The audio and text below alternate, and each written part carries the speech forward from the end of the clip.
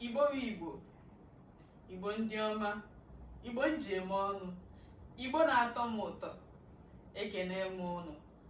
Aka m bụkwa Oji Ndidi Amaka Chinyere.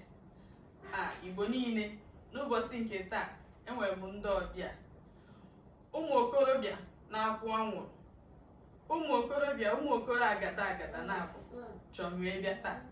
Ndị na-akwụ anwụrụ ọkụ, ha si na ha na-asụ Igbo ọfụma, na ha na-achịrị Igbo taa ya ka ụkwa.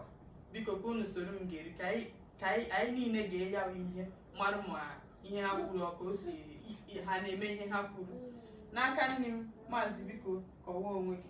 Afa m bụ Maazị Chukwuka Dibia Peter. Abụ m onye ọgwụ nke dị n'ime Orumba North Local Government Area dị n'ime Anambra Steeti. Aha m bụ Maazị Chukwubuike Michael Ume. Abụ m onye Ụmụgama Umuchu na Agwata Local Government Area in Anambra State. Daalụnụ. Okay, in today's program, I want to find out what your hobby is. You can say that in Igbo. Asị m kwuo, dịka isi eso ya n'asụsụ nwa bekee, hobby bụ ihe mmadụ nwere ike n'asụsụ Igbo, bụ ihe mmadụ nwere mmasị ime. Ihe m nwekwara na mmasị ime na m onwe m bụ ịgụ akwụkwọ Igbo. Maazị, biko. Enwere m mmasị na nkiri futbọọlụ, egwuregwu ụkwụ. Mmasị m dịkwana na ikiri ihe onyonyo ma ọ bụ ebe a na-akụ ọkpọ ma ọ bụ ebe a na-egwu egwuregwu futbọọlụ dịka o si wee kwuo. Ọ bụ onye mmasị m. So when it comes to sport, what is your favorite, sport?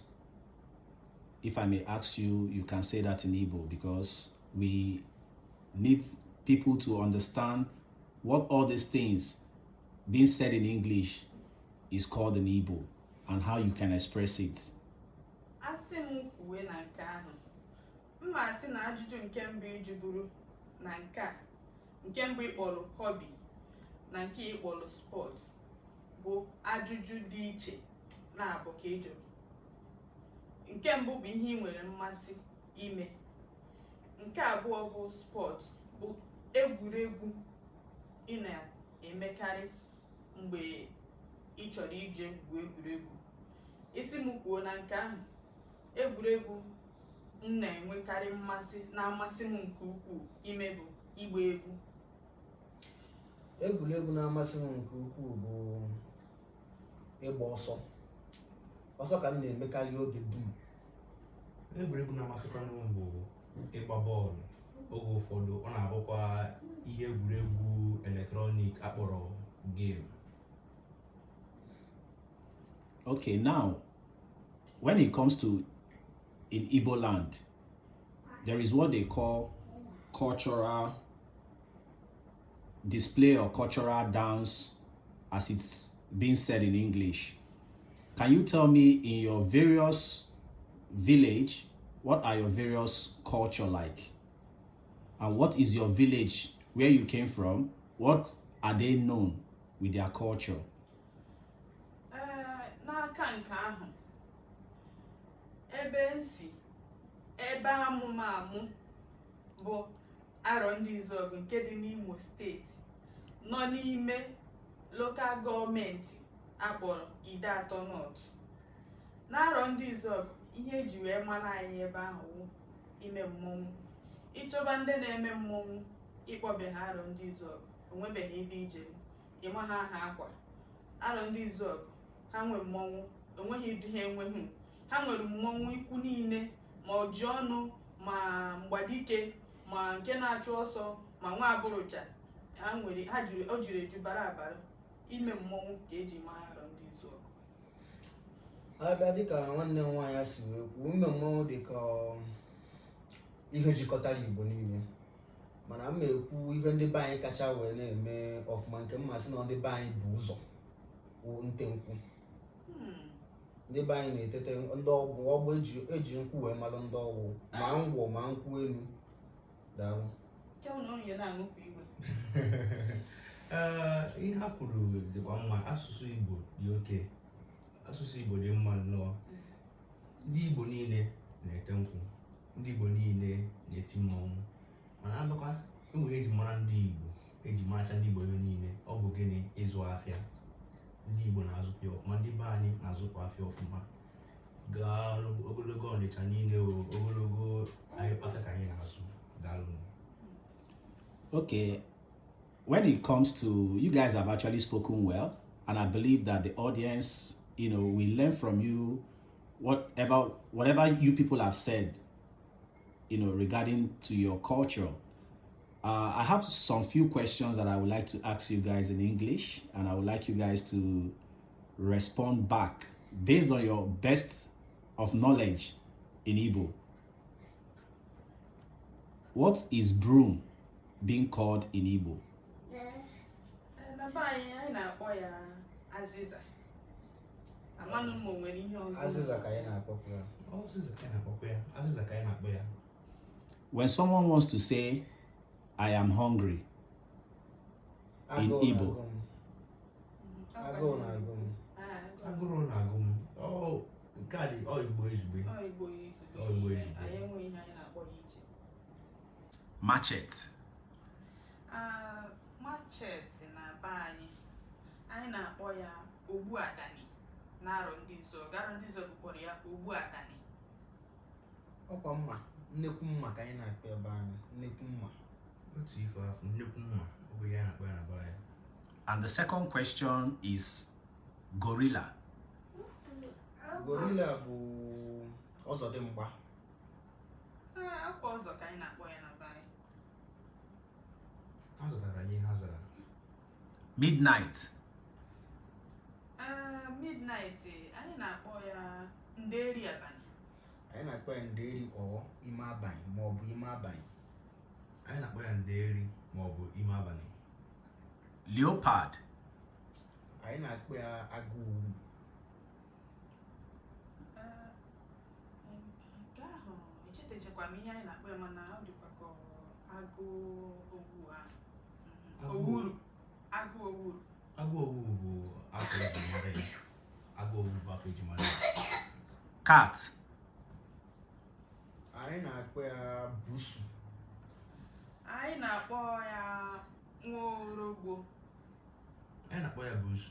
Ọkwa ndị na-akpọ ya nwamba. Nwamba, anyị na-akpọkwa nwamba. Hyena.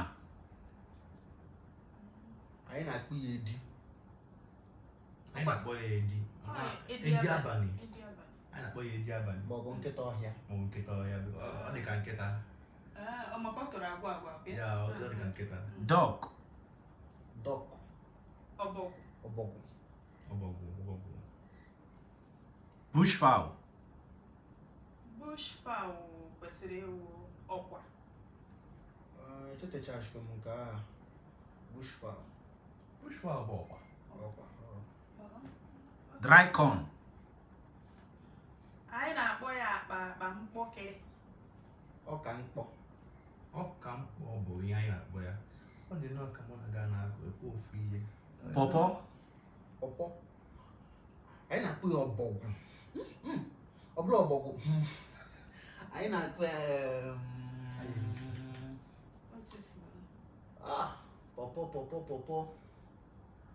pọpọ kwesịrị ịbụ ọkwụrụ. Pọpọ ndị Zọgụ na-akpọ pọpọ mgbimgbi.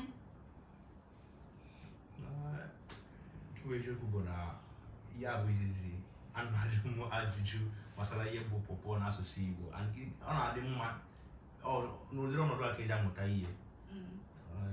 Amụtago ya tata n'ụwa. Na-akpọ ọkwụrụ. Nke a ọkwụrụ kwa nke anyị ji ete ofe. Come here. Bịa ebe a. Bịa n'ọnwa. Ndị anyị na-asụ bịa ebe a. O nwekwara ndị Imo steeti na-asụ bịa nga. Anyị nwawo bịa n'ọnwa. Ara ndị so bịa n'ọnwa. So to round it up, I believe that as many of you that is watching this video, you've heard from these three wonderful Igbo friends and colleagues, and I believe that if you're actually watching this video and you have anything to contribute to the answers they have given, make sure you put it on the comment section and let us know what any of these things are called from your own dialect or from where you came from. Let us know what the names and the meaning are called in Igbo, where you're from. I will see you on the next video. Make sure you like this video, share as many as you can, and put down your comments on the comment section. See you guys on the next video. Igbo ndị ọma, ndewonu. Ebe a ka anyị apịachi ya na nke taa. N'ọdịnihu anyị ga-ekwukwa gbasara ihe dị iche iche. Biko, dịka nwa bekee si wee sụọ, unu echefukwana ịgbanyere m aka elu. Biko tụsapụolunu m ozi a, sonyekwaranụ m. Unu na-esonyere m, ọ na-egosi m na ihe m na-eme na-amasị unu. Biko sonyerenụ m, tụsaranụ m ozi a, gbanyerenụ m isi aka elu, dekwuoro m ozi, detere m ozi, ịmara ihe onwe ihe anyị kwuru anyị ekwuteghị. Biko na ọnwụ sọsọ onye nwụrụ anwụ ka a na-agbazi onu, a na-agbazikwa onye dị ndụ onu. Biko detere anyị, depụtara anyị ihe unu na-akpọ, onwekwana ihe ntụziaka ịchọrọ inye anyị. Biko echefukwana inye anyị ntụziaka gị. Sonyekwuolu m na nke ndị oyibo kpọrọ YouTube. Biko ijekwa ebe ahụ, gbanikwala m isi aka elu, pịkwara m nwa mgbịrịmgba ahụ nọ n'akụkụ ya ka mma na ihe m na-eme na-adị unu mma. Aha m ebe ahụ ka bụkwa Asụsụ Igbo ga-adị. Ngwa ka emesịa.